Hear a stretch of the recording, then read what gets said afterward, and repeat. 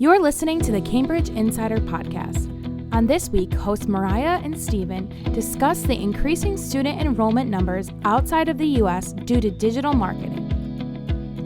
This episode is sponsored by Roland Park Country School.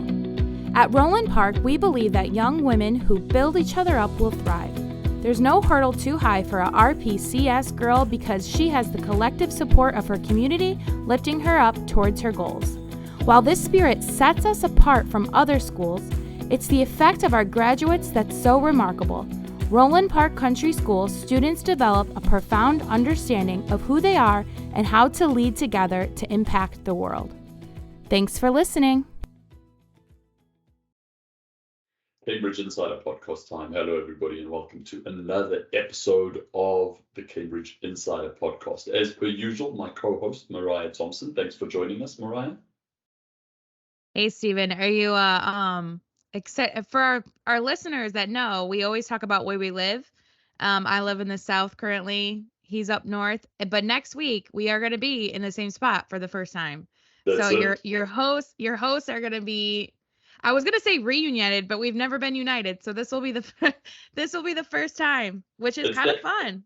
It's that weird, like, you know somebody so well because you work with them 365 days in a year, but you've never met them before, only online. So no, I'm excited. We're going to be down in Washington, D.C. for a conference. So we are looking forward to making some new friends, connecting, and putting some great things out there. So we'll most certainly report back, I'm sure, on the pod about exactly what we were doing. But yes, I am very excited. Thanks for asking. Yeah, we have a membership with the UPCEA. So if you're in higher ed, you might know what we're talking about, but we have membership with them. So we're hoping to go and to make new connections, share what we got, which is a lot of what we're going to talk about today too. So 100%. Yeah, we'll be focusing today a little bit more on, Global College Connect, which is our flagship, higher ed digital marketing product. Maybe that's a good way to put it. But certainly a lot of what we talk about, we do see those trends and those patterns reflected in the K through 12 context as well. So it'll be good information for all of our listeners to listen out for. So maybe just before we get started, Mariah, and I know you've got a couple of things that you want to enlighten us with. Maybe let me just from the start just tell all of our listeners, maybe there's some new ones. When we talk about Global College Connect, GCC, what are we talking about? So it's Cambridge Network's digital marketing product that we offer to colleges and universities that are looking to brand, that are looking to market, and that are ultimately looking to move the dial on their enrollment and their recruitment of international students. We offer the product specifically in Southeast Asia, where we have a great infrastructure and where we are able to get access to products and social media platforms and live events and info sessions that if we were not physically situated and had that infrastructure in China, Vietnam, and South Korea, we would not necessarily be able to offer those with the expertise that we do. So GCC, incorporates, when we talk about it's a digital marketing product, it incorporates everything from site engine optimization, SEO, to social media marketing and social media advertising. I always like to just dumb it down for myself, and it helps me, understand it. But if in the American context, you're thinking Twitter, Facebook, Instagram ads, really doing that, but in the context of Southeast Asia on the platforms that are not only available, but that are very targeted and big in those countries. And then live events and info sessions and access to the great alumni network that we have at Cambridge Network. That is all incorporated into what we have in Global College Connect. So Mariah, I've sort of spoken a little bit. Did I miss anything out there that you can think of? Yeah, no, I think you did a good job. It's taking your materials and putting it on the platforms that your students are on. And that's the gist of digital marketing. And just like everything a part of digital marketing, it's different. It's new. And before you never thought you had to do it for sneakers, and now you do. And so just like for international education, where you might not have done that before, you do now. And so Absolutely. we are just creating a place for colleges to seek connection with our network, not only with just our connection in the top areas, but also we just have relationship, we have experience, we have the expertise of international education. So we're just combining them both. Absolutely, absolutely. And I love the idea that you said you never had to do it for sneakers, but you have to do it now. I think the entire United States, and I'm talking about colleges, high schools, us as an organization, we've been so lucky the past couple of years that we've never really had to do much to attract international students. And for the first time, we're faced with the reality of, if we don't start actually, and I mean this with all due respect, putting in the effort, we're not going to see those returns. Students have, and I know we'll talk about this a little bit, they've got other options. It's a saturated competitive market. So if you're a high school, but specifically for this episode, if you're a college, what are you doing differently that's going to attract students to you for this year? But specifically, if you think strategically for the next couple of years, how are you going to build your brand so that in 5 years from now, students are continuing to say, that's where I want to go get my college degree. So that's what GCC is all about. It's about branding. It's about, bang, putting your name out there and making sure that, when students are looking for an option, you are one of them. So Mariah, I know you've got a little, you did a little research. You always do research. You are the research guru of our team. Well, you have to, because I'm not going to do it. So, that's on me. I apologize. But I know you wanted to share a couple things that you found, and we're gonna structure the conversation a little bit around that. Yeah, so I think one of the things I wanted to talk about first, and a lot of on our episodes, we have a lot of stats from Open Doors as a source that does all the hard work for us. Basically, everything that we need to know, we can find from there. So shout out to Open Doors, because we need them. So the first thing if you're in education and you're looking for an international program, you could probably say that where most international students come from. So I first want to talk about the top 3 is China, India, and South Korea. And so that is a reason why for Cambridge Network, we specifically target South and East Asia, is because most of your market is going to come from there.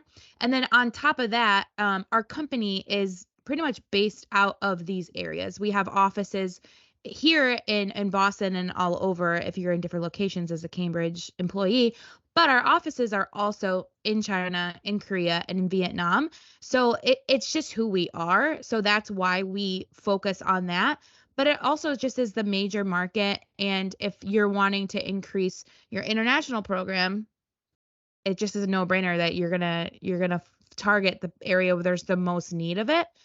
So that was the first thing. I just wanted you guys to know, like, the top places where international students come from: China, India, and South Korea.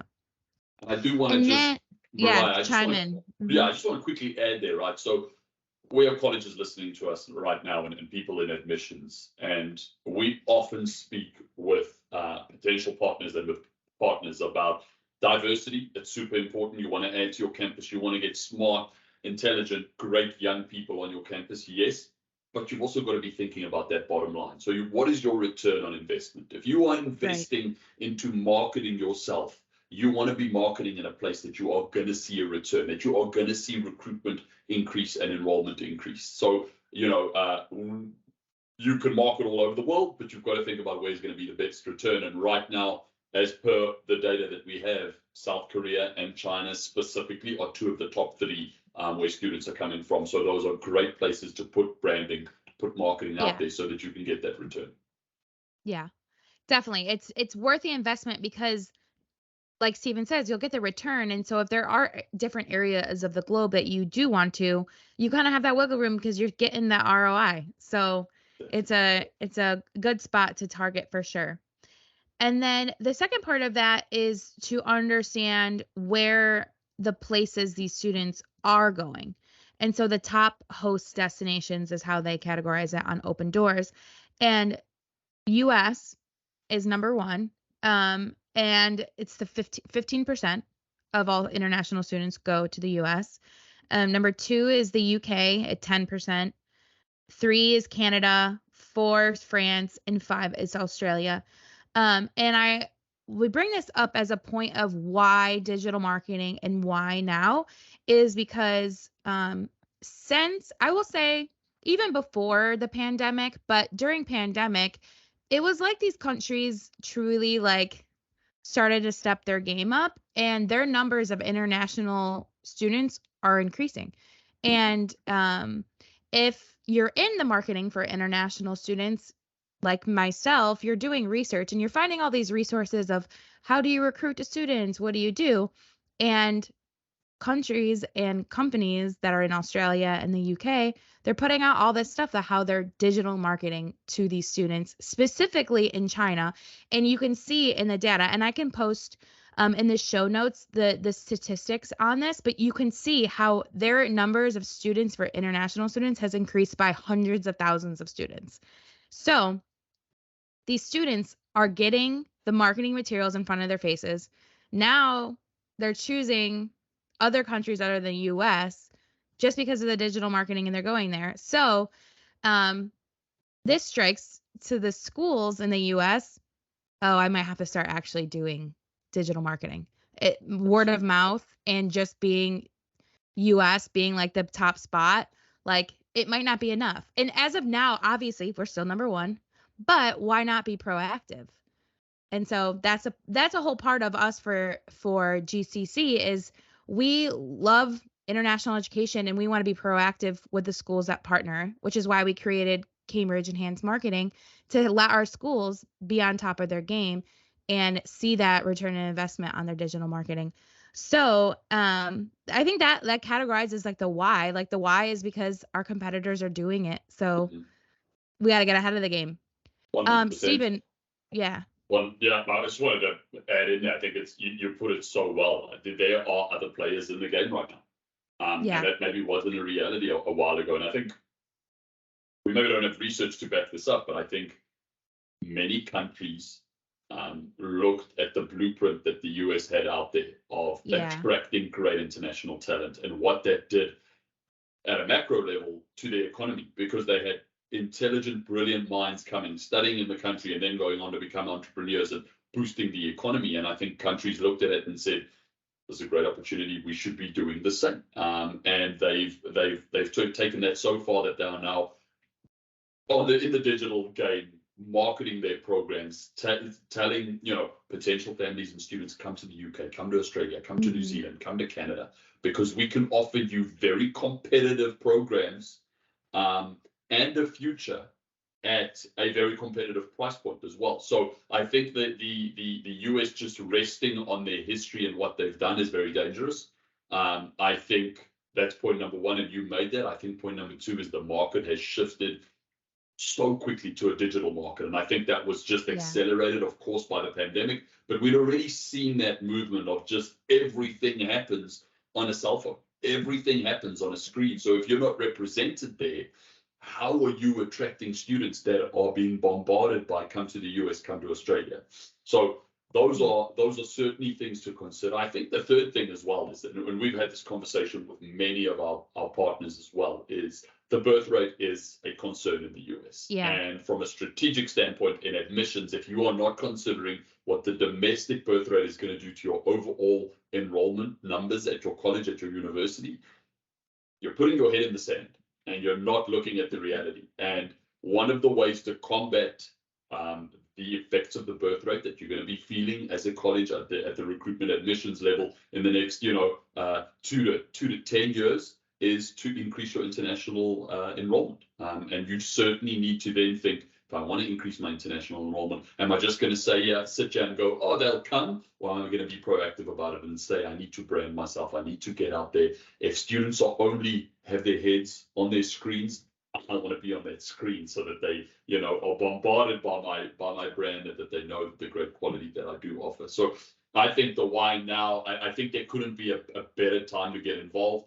But I do think that the digital world moves so quickly that if schools are not careful, other colleges, other countries, other universities are going to be light years ahead before they've even woken up, and they're going to go, oh, well, we should have done that 2 years ago.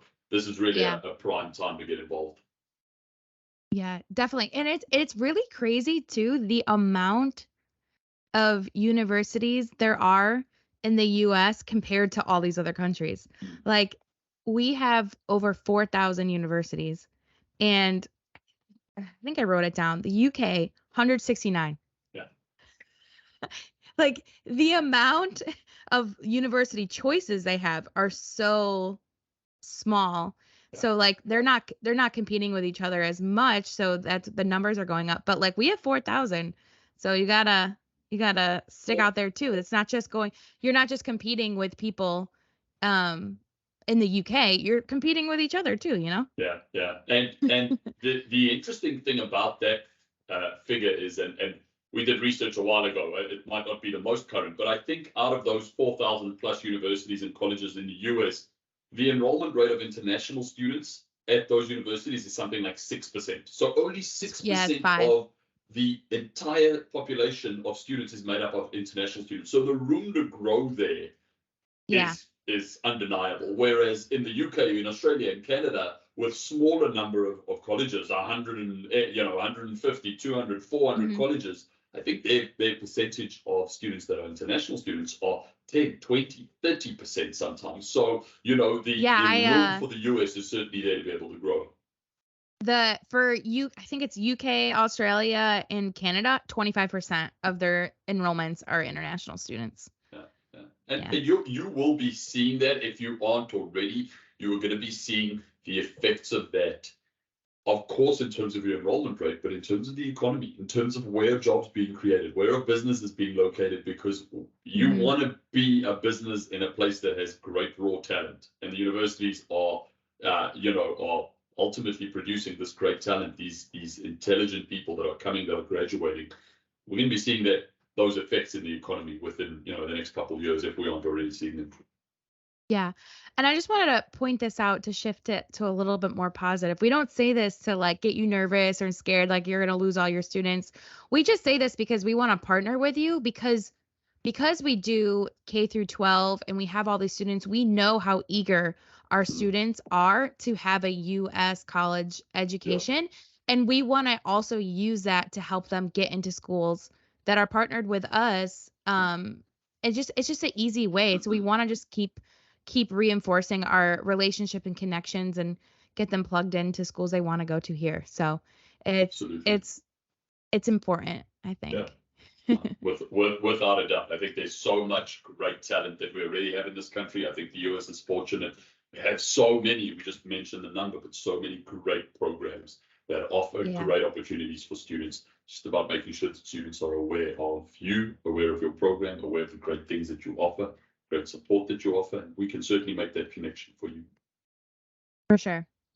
Awesome. Yeah. Mariah, anything else as we close off this session of the Cambridge Insider podcast? No, but if you're listening, you have any questions or anything, we'll always have our comment box open, so feel free to drop it in. If there's anything you're curious about, or research that you've seen, you're like, you got to talk about this, send it in. We would love that. Yeah, we just want to be interactive with you guys who consistently listen or who are just popping in. I know from us going to this conference next week, we might have new listeners that come back. So if at this point we met you at the conference, hey, thanks for checking in, and getting a little bit more. But yeah, that's it for me. Awesome. As always, I appreciate your expertise, and I look forward to conferencing with you. Is that the right word? I don't know. Yes. Maybe not. Conferencing. It is now. That's it. We've just made it official. To all of our listeners, we appreciate you tuning in as per usual, and we'll catch you around the next episode of the Cambridge Insider Podcast. Bye-bye, everybody. Thanks for listening to the Cambridge Insider Podcast. Don't forget to like and subscribe to our YouTube channel to never miss an episode. For more Cambridge updates, follow us on Facebook, Instagram, and LinkedIn. Have a great week and stay connected.